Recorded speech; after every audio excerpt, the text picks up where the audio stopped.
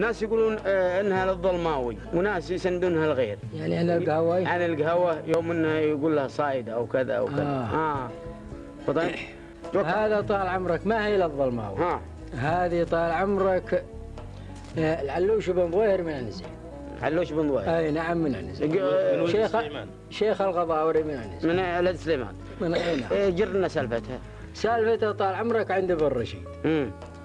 ويوم انه دارت القهوة ووصلته واخذ الفنجال واقبل عليه وهو ينز واللي هي بعين الامير يشوفه. اي وهو يكبه هم ثلاثة مكبه بلثمته. اي نعم. اي ما شربها. ما شربها. قال له يا بن ظويهر تكب الفنجال. قال يا طويل العمر انا ممنوع عن القهوة. قال غير هالكلام. قال غير هالكلام القهوة صايدة. قال صايدة؟ قال نعم. قال جيبوا الصينية. جابوا الصينية. كبوا والمباهير على المطابيخ على المصافي الزبدة لقوا عيب القهوة. لقوا فيه عيب؟ اي نعم. لكن ما لقوا عيب الا بالاخير افتكر. اي نعم بالاخير. لقوا العيب الطريفة لقوا العيب. والله اللي يستاهل القهوة. قال خذوا بن ظويهر وحطوهم مكان خاص. خذوه وتسمع. قال يلا يا القهوة الحين احمس 3 حمسين. نية وحرقاني ومستوية. ويوم انه ذهبن ودقهن ولقمهن ويحط معهن حبات شعير من وجه. قال جيبوا بن ظويهر. امتحان. امتحان. امتحان. جيبوا علوش بن ظويهر. يوم جاء قال صب القهوة. يقول يوم مدلوه وشفه. قال وش تقول بالقهوة يا بن ظويهر؟ يا مراتيه برقش بن طوالة. قال يا طويل العمر خلوا يشرب اول فنجال وثاني فنجال حتى يعرف وش به. لا تعجلوا. قال هذا شمه قبل ما يذوق اعرفه. قبل ما يذوق اعرفه بس من الريحه. قال منو هذا؟ يقول انت بن ظويهر. قالوا هذا برقش بن طوالة استقل صغير سن. قال والله نعم. يا برقش اللي ما اعرفه باول مره ما اعرفه بتالي مره. يقول اي نعم. القهوه طال عمرك ان قلت حرقاني وان قلت نجضاني وان قلت بهنياي وبه حبة 100 حبة قهوة. قال وشي؟ قال يا طويل العمر ما علم الغيب الا الله وانا طالبك تالية. قال تستاهل القهوة. تكلم طال عمرك الذويبي بقصيدة. تستاهل الكيف الحمر يا بن وايل وانت الذي تستاهل الكيف كله. يلي عرفته وسط ديوان حايل لولاك يا علوش ما حد انفطل له. بدلال من يجعد صغى كل عايل. الضيغم يمغنى اليدين المجله. الضيغم يمرد المهارة للصايل يا من قطع بساقته من سجله يا بن ظويهر. ما بها قول قايل تستاهل الفنجال. يجا محله يناقد الفاقد بعرف الدلايل. يريف هجن والمزاهم خله.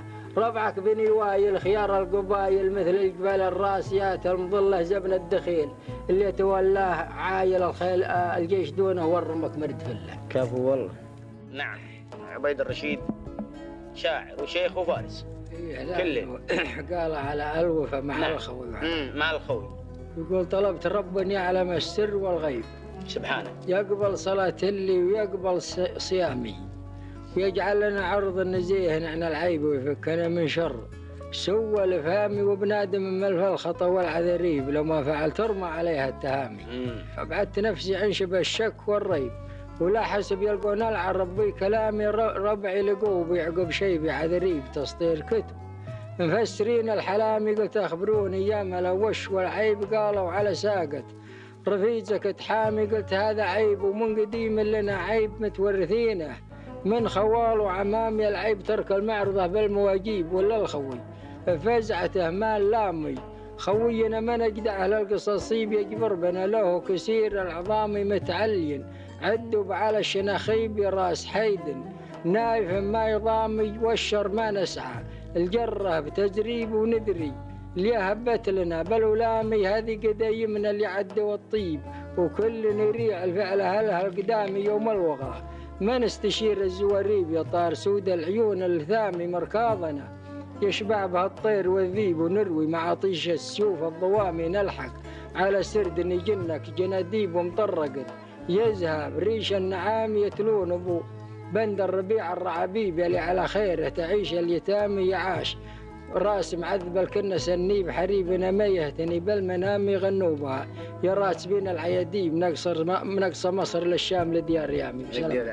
أفكر ولا نومان حسيني يا ساب زي ليلة تقربنا اللينا يواه جنب الصدر لو عنه تدري لو العسل في مربط ما تبينه باسر على حوض المنايا بتردين يسهج قطعة كل شلف سنينه عساس منها يا جوادي تعتقين حمر النومان الحسيني خدينه تسوى مطارد تالي النوم والعين تسوى مطارد ما حل النوم عينه انطح بها المجبل وفك المتلين وانا عليها دور ربعي رهينه انطح وجيهم بالملاقه غثيثين وانا عليها دور ربعي رهينه انطح وجيهم بالملاقه غثيثين يوم بهالديان ينظر بدينه صار الكلام وحلبه قضية الدين توقفوا والجمع عزل سمينه وقلوبهم بالغيظ كله مشاحين والكل يرفع صار من في يمينه والخيل بالفرسان مثل الشياهين والموت حق والسبايا رزينه يمن طحنا شاربين الغلوين لعيون